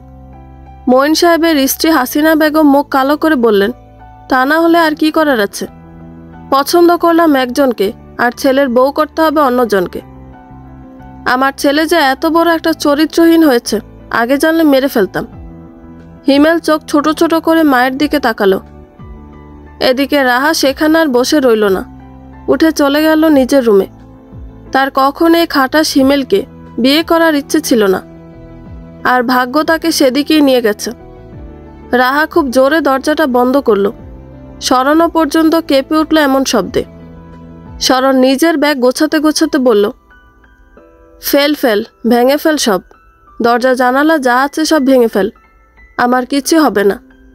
শরণ ঠিক করেছে আজ রাতটা এখানে কোনোভাবে পার করবে, তারপর ওই বাসায় উঠবে। অ্যাডভান্স 500 টাকাও দিয়ে এসেছে নোমান সাহেবকে। শরণ ভাবল, তার ইনকাম আরও বাড়ানো উচিত, নয়তো এই শহরে একা টিকতে খুবই কষ্টকর হয়ে পড়বে। জমানো যে টাকাগুলো আছে সেগুলো দিয়ে প্রয়োজনীয় জিনিসপত্র কিনবে আজ বিকেলে টিউশনি থেকে আসার সময়। শরণ ব্যাগ গুছিয়ে এক কোণায় রাখল। 2টো ব্যাগ হয়েছে, এগুলো কালকে নিয়ে যেতে হবে ভেবে ক্লান্ত লাগলো। তার রুমে অ্যাটাচ বাথরুম একটা আছে। ফ্রেশ হয়ে রেডি হয়ে ব্যাগ নিয়ে দরজা খুলে বের হতে রাহার মুখোমুখি হলো। রাহা কটমট চোখে চাইল। শরণ রাহার দিকে না তাকিয়ে চলে যেতে চাইলে রাহা আটকালো। দাঁড়া শরণ। শরণ তবুও যেতে নিলে হাত ধরে ফেলল রাহা। দাঁড়াতে বলেছিলাম। শরণ এবার ঘুরে তাকালো। অবশ্যই তোর কথা শুনতে আমি বাধ্য নই। তুই কি ভাবছিস আমি হেরে গেছি? শরণ রাহার নামটাও নিজের ভাবনাতে আনে না। আর এই মেয়ে বলে কি? শরণ হেসে জবাবে বলল, ছোট থেকে সবসময় তুই আমার থেকে এক ধাপ পিছিয়ে ছিলি, এখনো রয়েছিস। তাই হেরে যাওয়া তো দূর, আমার ধারে কাছেও আসতে পারবি না। মুচকি একটা হাসি দিয়ে হাত সরিয়ে নিল শরণ। তারপর আবারও বসার ঘরে সবার দিকে তাকিয়ে চলে গেল বাইরে। এবার সবাই শরণকে দেখতে পেল। শরণকে দেখে হাসিনা বেগম হা হুতাশ করা শুরু করলেন। আমার ছেলে হিরে ফেলে কাচের পেছনে দৌড়াচ্ছে, এই যন্ত্রণা রাখি কোথায়? বিকেলে শরণ বাজারে গেল জিনিসপত্র কেনার জন্য। আজকাল বাজারে জিনিসপত্রের যা দাম, শরণ ভীষণ চিন্তিত। ফোন করে জিনিয়াকেও আসতে বলেছে বাজারে। জিনিয়া শরণের জন্য অপেক্ষা করছিল। শরণ যখন আসলো তখন দুজনে বাজারে ঢুকে পড়ল। শরণ হাঁড়ি পাতিল কিনবে আজ। তার কেমন যেন লজ্জা লাগলো, কিছু করার নেই। আজ অনেক বেশি ঠান্ডা রে বোন, শীতে কাঁপতে কাঁপতে কথাটা বলল জিনিয়া। পুনরায় একইভাবেই বলল, এই শীতে তুই ফ্লোরে কাপড় বিছিয়ে থাকতে পারবি না শরণ, একটা খাট কিনে ফেল। আমাকে কি তোর আমেরিকার প্রেসিডেন্টের বংশধর মনে হয় রে, যে মন চাইলে একটা খাট কিনে ফেলবো? ফিক করে হেসে ফেলল জিনিয়া। শরণ তখন জিনিসপত্র দেখছে আর দোকানদারকে দাম জিজ্ঞাসা করছে। স্বভাবতই দোকানদার দাম বেশি চাইছে, আর শরণ দিতে রাজি নয়। জিনিয়া জানতো এমনই কিছু হবে। শরণকে টেনে অন্যটায় নিয়ে গেল। প্রায় 1.5 ঘন্টা সময় নিয়ে প্রয়োজনীয় জিনিসপত্র কিনে দুজনেই নতুন বাসার উদ্দেশ্যে রওনা দিল। তখন সন্ধ্যা হয়ে এসেছে। নোমান সাহেবের দরজায় কড়া নাড়তেই শরণদের সমবয়সী একটি মেয়ে দরজা খুলে দিল। শরণরা বুঝল এই হলো শীতল। শীতল হেসে বলল, শরণ আর জিনিয়া। জিনিয়া চমকালো। শরণ কোনো অভিব্যক্তি প্রকাশ না করলো হেসে বলল, উপরের রুমে চাবিটা দিতে পারবে? শীতল বলল, দাঁড়াও, এক্ষুনি নিয়ে আসছি। শীতল এক দৌড়ে ঘরে গিয়ে চাবিটা এনে দিল। শরণকে দিয়ে বলল, তুমি কালই আসবে তাই না? হ্যাঁ, আগামীকালই আসবো। চমৎকার, দুজনে মিলে আড্ডা দিতে পারবো। শরণ হাসল। তিনজনে মিলে 3 তলায় উঠতে যাবে। সে সময় সায়ন, অব্র আর রিয়াদ নিচে থেকে উঠে আসলো। তারাও 3 তলার পথযাত্রী। শীতল তাদের দেখে হেসে বলল, আজ আপনারা আমাদের বাসায় ডিনার করবেন ভাইয়া। শরণ, তোমরা চাইলে নৈশভোজ করে যেতে পারো। শরণ বলল, আজ ব্যস্ত আছি, অন্য একদিন। রিয়াদ শরণকে দেখে মুচকি হাসল। অব্র আবারও ভাবছে এই মেয়েকে সে কোথায় দেখেছে। সায়ন উপরে উঠে চলে গেছে। বাকিরাও শীতলের কথায় মাথা নাড়িয়ে উপরে চলে গেল। তারা যেতেই শরণরাও উপরে যাওয়ার জন্য উদ্যত হলো। শরণ সে সময় জিজ্ঞাসা করল, এরা কি এখানেই থাকে? না, তবে দিনে 2-1 বার আসে এই বাসায়, বাহারাজ ভাইয়ের সাথে দেখা করতে। কেন, বাহারাজ কি মহিলা নাকি? দিনে 2-1 বার দেখা করতেই হবে? তার কথায় শীতল জিনিয়ে হেসে দিল। তালা খুলে ভেতরে ঢুকলো। রুমটা ভীষণ অপরিষ্কার। শরণ বুঝল আগামীকাল খুব পরিশ্রম বয়ে যাবে উপর। জিনিসপত্রগুলো রান্নাঘরে রেখে এলো শরণ, এরপর বেরিয়ে গেল। শীতল বলল, কালকেই যেহেতু আসছো, তবে চাবিটা নিয়ে যাও। ঠিক আছে বলে শরণ চাবিটা নিজের পকেটে রাখলো। সে সময় চোখ গেল তারই সামনে বরাবর ফ্ল্যাটটায়। এখানেই তাহলে থাকে বাহারাজ মশাই। হঠাৎ রিয়াদ বেরিয়ে এলো। শরণরা নিচে নামছিল তখন। শীতলকে বিদায় জানিয়ে চলে যেতে নিলে রিয়াদ নিচে নামতে নামতে বলল, রাত হয়ে গেছে, তোমরা কি যেতে পারবে? তার কথা বলার ধরন এমন যেন সে শরণদের বহুদিনের পরিচিত মানুষ। শরণ সৌজন্য হেসে বলল, ধন্যবাদ, তবে তার দরকার নেই। রিয়াদ বিড়বিড় করে বলল, তোমার দরকার না থাকলেও আমার আছে মেয়ে। তবে মুখে বলল, ভেবে বলছো তো? শরণ এর এত আদিক্ষেতা সহ্য করতে পারছে না। বলল, ভেবেই বলছি। আপনি নিজ গন্তব্যে যেতে পারেন। রিয়াদ বাই বলে চলে গেল সামনে। এদিকে রিয়াদ চলে যেতেই জিনিয়া বলল, দোস্ত, ছেলেটা অনেক হ্যান্ডসাম না রে? হ্যান্ডসাম না ছাই, তুই যাই বল, একে আমার ভালো লেগেছে। দুজনে হাঁটা আরম্ভ করলো। একটা সিএনজিতে উঠে বাসার উদ্দেশ্যে রওনা দিল। তবে তাদের সিএনজিটার পেছনেই রিয়াদের গাড়িটা ছিল। কেউ খেয়াল করেনি। মেয়ে মানুষ, একটা চিন্তা তো আছে। তবে রিয়াদ তাদের আজকেই চিনল, জানল। বিশেষ করে শরণের বিষয়ে এমন চিন্তা ভারী বেমানান মনে হলো। মন ভালো লাগায় ছেয়ে গেল। সকালে ধুমধাম আওয়াজে বাহারাজের ঘুম ভাঙল। এটা কিসের আওয়াজ তৎক্ষণাৎ ঠাহর করতে পারল না। তবে প্রচণ্ড বিরক্ত হলো। এই সকালে কে এই শব্দ করছে দেখার জন্য ঘুম ঘুম চোখে এলোমেলো অবস্থায় দরজা খুলে বের হতেই দেখল সামনে একটা মেয়ে এই শব্দটা করছে। শরণ চাবিটা হারিয়ে ফেলেছে আজ সকালে। সকালে কিভাবে যে সে বাড়ি থেকে বেরিয়েছে সেই জানে। অনিল সাহেব ছাড়তে চাচ্ছিলেন না মেয়েকে, তবে শরণ খুব দাম্ভিকের সাথে বেরিয়ে এসেছে সেই বাড়ি থেকে। যেই বাসায় তার কোনো দাম নেই, সে বাসায় থেকে কী লাভ? চাবিটা হারানোর ফলে তালা খোলার মতো আর কোনো উপায় ছিল না, কারণ এই তালার নাকি চাবি একটাই। তাই তালা ইট দিয়ে ভাঙছিল শরণ। শীতল বলল, আরও জোরে দাও। এই, এখানে এত শব্দ কিসের? শরণ শীতল দুজনেই ফিরে তাকালো। শীতল বলল, বাহারাজ ভাই, আসলে তালার চাবিটা হারিয়ে ফেলেছে শরণ, তাই তালাটা ভাঙতে হচ্ছে। এভাবে এলোমেলো অবস্থায় বাহারাজকে দেখে শরণ ভাবল, এই ছেলে না জানি কত এলোমেলো হয়। তার বাহারাজকে গুন্ডার মতো মনে হলো। এদিকে বাহারাজ বিরক্তি নিয়ে বলল, আসতে না আসতে এমন শুরু করেছে, না জানি আরও কত ঝামেলা সহ্য করতে হবে আমাকে।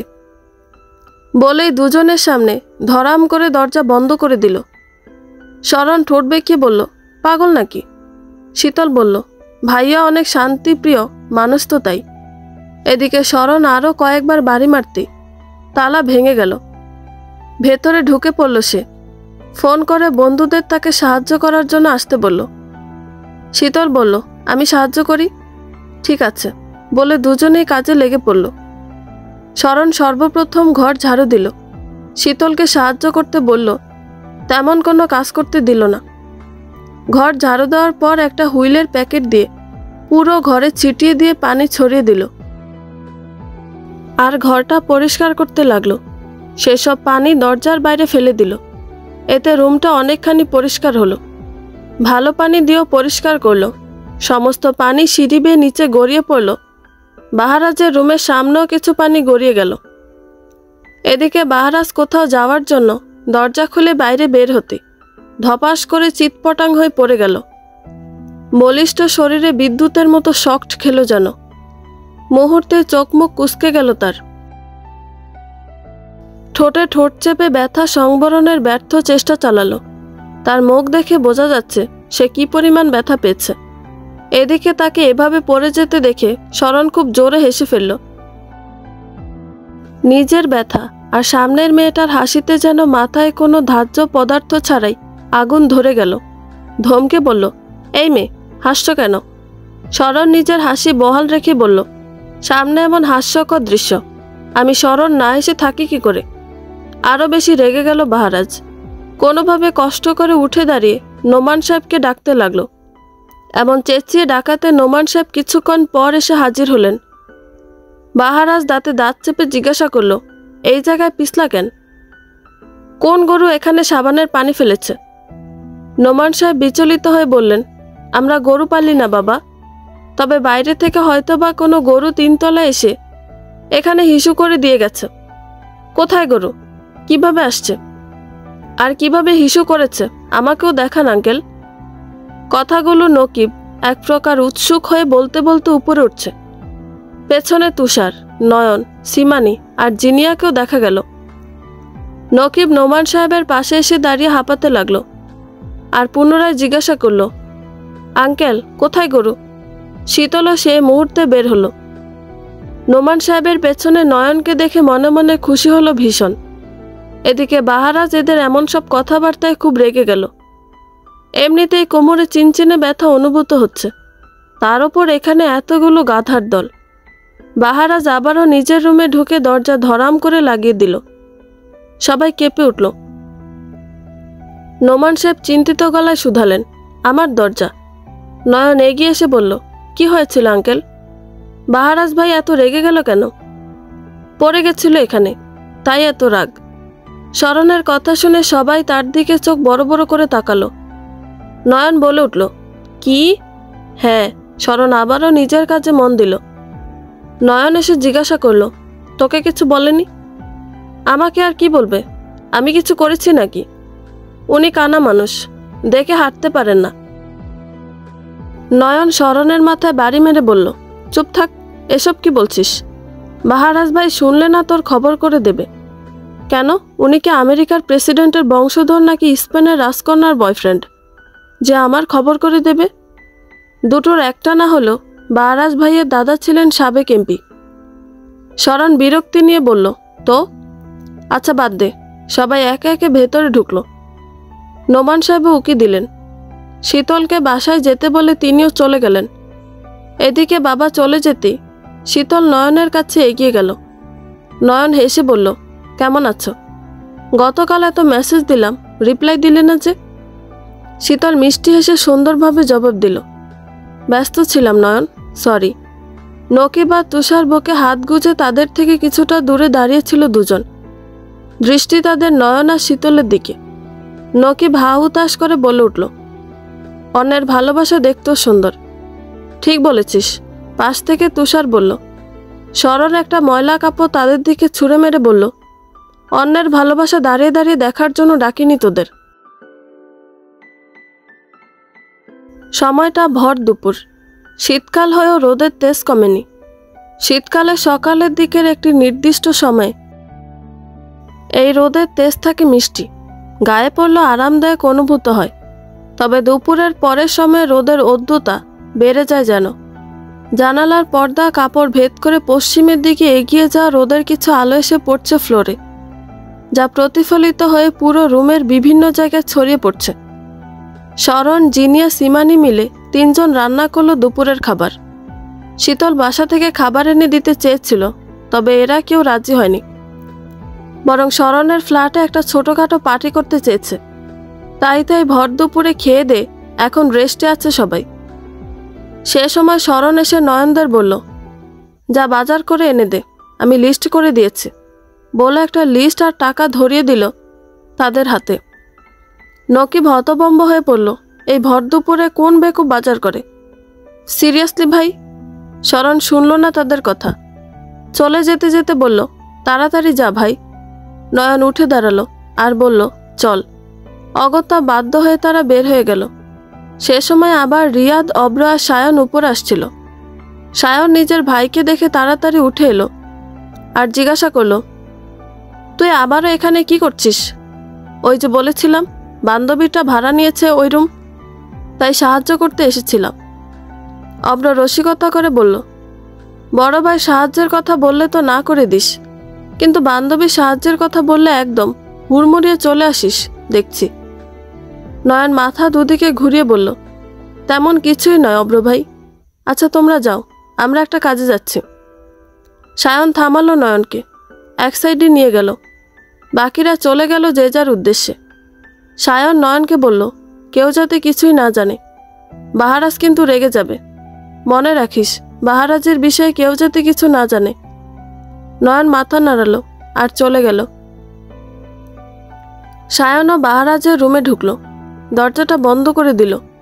ভেতরে বাহারাজের রুমে এসে খাটের ওপর ধপাস করে শুয়ে পড়ল। বাহারাজ তখন কার সাথে জন্য কথা বলছিল, তার মুখায়ব ভীষণ সিরিয়াস। বাহারাজ কথা বলা শেষে সোফায় বসে পড়ল। সায়ন এবার জিজ্ঞাসা করে উঠল, পাশের বাসায় নতুন মেয়ে এসেছে, তোর ফিলিংস কেমন আমাদের কাছে ব্যাখ্যা কর এখন।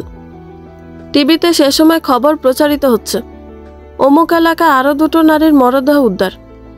বাহারাজ সায়নের কথা কানে নিল না, বরং কথা ঘুরিয়ে গম্ভীর আওয়াজে বলল, আজকের মরদেহগুলো কি দেখেছিস? সায়ন এবার সিরিয়াস হলো, এখানে আসার আগে দেখে এসেছি, সবে কয়েক মাস পার হলো, আর এখনই এমন কিছু আসলে ভাবতে পারিনি আমিও। উকিল মশাইকে মনে পড়ছে খুব। বাহারাজের কথা শুনে মিনিট কয়েক সবাই নীরবতা পালন করল। সবার মুখে কেমন কষ্টের ছাপ দেখা গেল। বাহারাজি নীরবতা ভেঙে অব্রকে বলে উঠল, পরশু বিথির বিয়ে, আশা করি বুঝতে পারছিস অব্র, তোর কাজটা ঠিক কি? অব্র সিগারেটে শেষ টান দিয়ে বলল, হু। বাহারাজ রিয়াদের দিকে তাকিয়ে বলল, খোঁজ পেয়েছিস ড্রাইভারের? ফরিদপুরে নাকি আছে এখন সপরিবারে। বাহারাজ তপ্ত শ্বাস ফেলে বলল, ওই লোককে কাছে পেলে আমি জ্যান্ত পুঁতে দেব। রিয়াদ খাটের ওপর শুয়ে মাথার পেছনে হাত দিয়ে বলল, পাশের রুমে শরণ মেয়েটা বেশ রূপবতী। তার কথা শুনে অব্র আর সায়ন চোখ বড় বড় করে তাকালো রিয়াদের দিকে। রিয়াদ এই কথা বলছে তাদের বিশ্বাসই হচ্ছে না। যেই রিয়াদ নিজের প্রথম প্রেমের বিচ্ছেদের পর আর কোনো মেয়ের দিকে ফিরে তাকায়নি, সেই রিয়াদ কিনা কোনো মেয়ের প্রশংসা করছে। সায়ন উঠে বসে চমকিত আওয়াজে বলল, রিয়াদ তুই ঠিক আছিস? রিয়াদ বিরক্ত হলো, আমাকে কি তোর অসুস্থ মনে হচ্ছে? অব্র ফেসবুক স্ক্রল করতে করতে বলল, অসুস্থ মনে না হলেও খুবই অবাক লাগছে। রিয়াদ কথা বাড়ালো না। এদিকে বাহারাজ চোখ মুখ কুঁচকে বলল, মেয়েটা রূপে রূপবতী হলে কি হবে, জ্ঞানে তো গাধাবতী। রিয়াদ উঠে বসল। একে একে সবাই এখন বাহারাজের দিকে বিস্মিত দৃষ্টি নিক্ষেপ করল। বাহারাজের মুখের কথা শুনে সবাই একে অপরের দিকে একবার তাকালো। কেউ কিছু বলার আগে বাহারাজ বলে উঠল, সৎ মা আর বোনের পিছু ছাড়াতে এই ভয়ানক জায়গায় সে বাসা ভাড়া নিয়েছে। মেয়েটা কি আদৌ জানে তার কি পরিমাণ বিপদ হবে? অব্রজ যেন কিছু একটা মনে পড়ল। মাথা চুলকাতে চুলকাতে বলল, বাহারাজ, এটাই সেই মেয়েটা না যার সাথে তোর ধাক্কা লেগেছিল সেদিন, যেদিন আমরা হোটেলে যাচ্ছিলাম?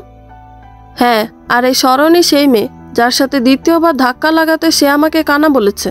আর আজ তো আমায় একদম ফেলেই দিল। অন্তত বাকি হিসেবগুলো মৌকুফ করা হলেও শেষবারের জন্য ক্ষমা নয়। আবার এলো যে সন্ধ্যা, শুধু দুজনে। চলো না ঘুরে আসি অজানাতে, যেখানে নদী এসে থেমে গেছে।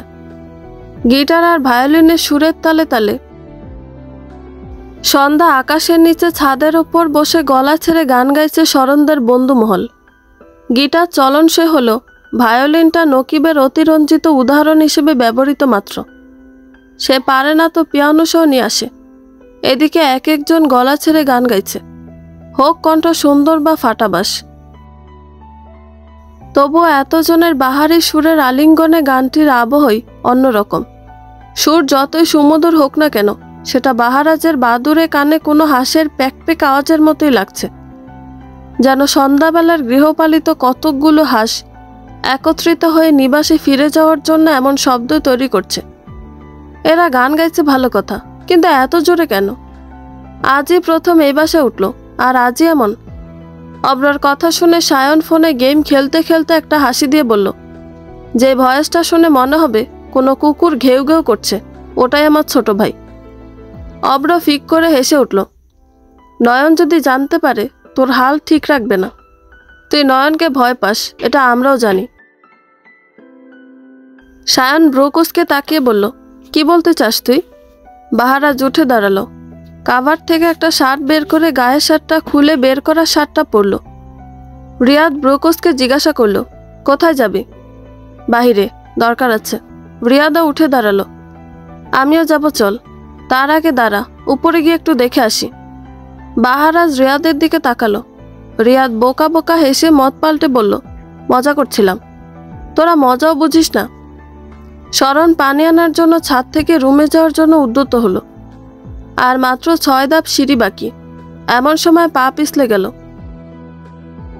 শরণের চোখ বড় বড় হয়ে গেল, আর একটা চিৎকার দিয়ে চোখ বুজে নিল। মস্তিষ্ক জানান দিল, বিদায় শরণ। তবে শয়তান কি এত তাড়াতাড়ি মরে? বাহারাজেরও বাইরে যাওয়ার জন্য তখনই বের হলো রুম থেকে। শরণকে এভাবে দেখে দাঁতে দাঁত চেপে দ্রুত এগিয়ে গিয়ে মেয়েটাকে ধরল। এদিকে নিজের ভার কারো ওপর পড়েছে বুঝতে পেরে চোখ খুলে তাকালো শরণ। বাহারাজ এক হাত দিয়ে শরণের কোমরে নিজের শক্তপোক্ত হাত দিয়ে ধরল, আর অন্য এক হাত দিয়ে শরণের হাত ধরল। দুজনের মুখ খুব কাছাকাছি। একজনের নিঃশ্বাস একজনের ওপর আশ্রে পড়ছে।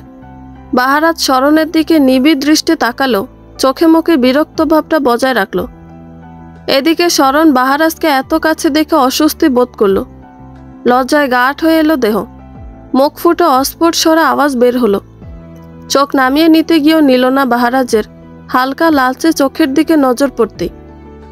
চোখের মনির লালচে আভায় লেপ্টে থাকা ক্ষুদ্র বিরক্তি আর মুগ্ধতা শরণের জন্যই মনে হলো শরণের।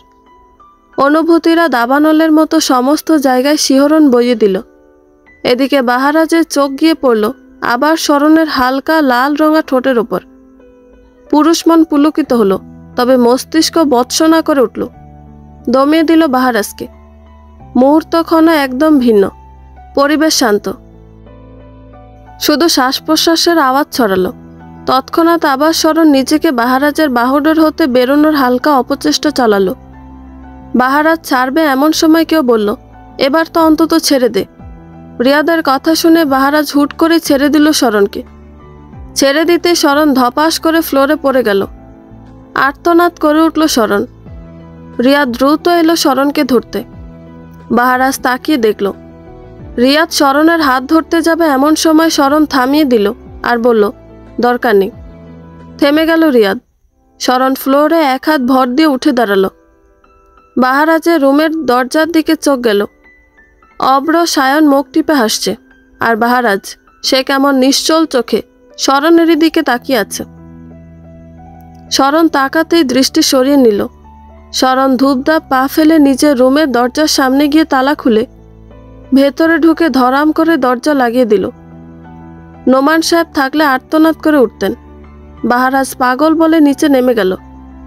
রিয়াদ বাহারাজের যাওয়া দেখল। তার মন খসখস করে উঠল, তবে সেসবে খুব একটা গুরুত্ব না দিয়ে নিজেও নেমে গেল। অব্র সায়ন দরজায় তালা লাগিয়ে নিজেরাও গেল পিছু পিছু। শরণ দরজা খুলে আবারও বের হলো। তার মাথা গরম হয়ে আছে এখন। সাহায্য করবি তো আবার আঘাতের কি দরকার ছিল? আবারও ছাদে উঠে গেল সে। তুষার জিজ্ঞাসা করল, এত দেরি হলো যে? তোর পানি খেতে মন চায়, তুই গিয়ে নিয়ে আসবি। আমি আর পারবো না। শরণের এমন রাগ বুঝলো না কেউ। নয়ন জানতে চাইল, মাথা গরম যে? শরণ মুখ ফুলিয়ে বলল, তোর ভাইয়ের ওই বন্ধুর মতো খারাপ লোক আর পৃথিবীতেই নেই। নয়ন একবার নকিবের দিকে, তারপর তুষারের দিকে তাকালো, আবারও শরণের দিকে তাকিয়ে জিজ্ঞাসা করলো, কেন, আবার কি হয়েছে?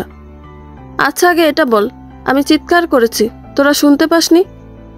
নকিব বলল, আমি ভায়োলিন বাজাচ্ছিলাম, শুনবো কিভাবে? সবাই মন্ত্রমুগ্ধের মতো আমার বাজানো সুর শুনছিল। শরণ মুখ ঘুরিয়ে বলল, তাহলে বাদ দে। নয়ন হেসে বলল, আমি ভাবছি তুই এই বাসায় থাকবি কিভাবে? বাহারাজ ভাইয়ের সাথে তোর সাপে নেউলে সম্পর্ক। শরণ চোখ মেরে বলল, তুই এনেছিস, ঝামেলা হলে আগে তোর ভয়ানক ব্যবস্থা করব। এবার জিনিয়া বলে উঠল, আরে আমাদের শরণ কি ঝগড়ুটে নাকি যে ঝগড়া হবে? নকিব তাচ্ছিল্য করে বলল, ওর ঝগড়ার তেজ এতই যে স্যাটেলাইট পর্যন্ত পৌঁছে স্যাটেলাইটও খারাপ হয়ে যাওয়ার ক্ষমতা রাখে। তোকে আগে ড্যামেজ করব, তারপর স্যাটেলাইটের কথা ভাববো। শরণ জুস খেতে খেতে কথাটা বলল। সীমানি বলল, নকিব এমনিতেই ড্যামেজ পোলা। নকিব সীমানির মাথায় গাঁটটা মেরে বলল, তুই কথা কম বলবি, আমি বেশি বলবো। তাদের শুরু হলো। এদিকে ছাদের কার্নিশ ঘেঁষে বসা শরণের চোখ গেল নিচে। বাহারাজরা দাঁড়িয়ে আছে, নোমান সাহেবের সাথে কোনো বিষয় হয়তো আলোচনা করছে। হঠাৎ বাহারাজও ছাদের দিকে তাকালো। শরণ আর বাহারাজের চোখাচোখি হলো। বন্ধুরা, গল্পটি ভালো লেগে থাকলে একটা লাইক করে দিবেন এবং গল্প সম্পর্কে কোনো মতামত জানানোর থাকলে কমেন্ট করতে পারেন। গল্পের বাকি অংশ শোনার জন্য চ্যানেলটি সাবস্ক্রাইব করে পাশেই থাকবেন। ধন্যবাদ সবাইকে, ভালো থাকবেন।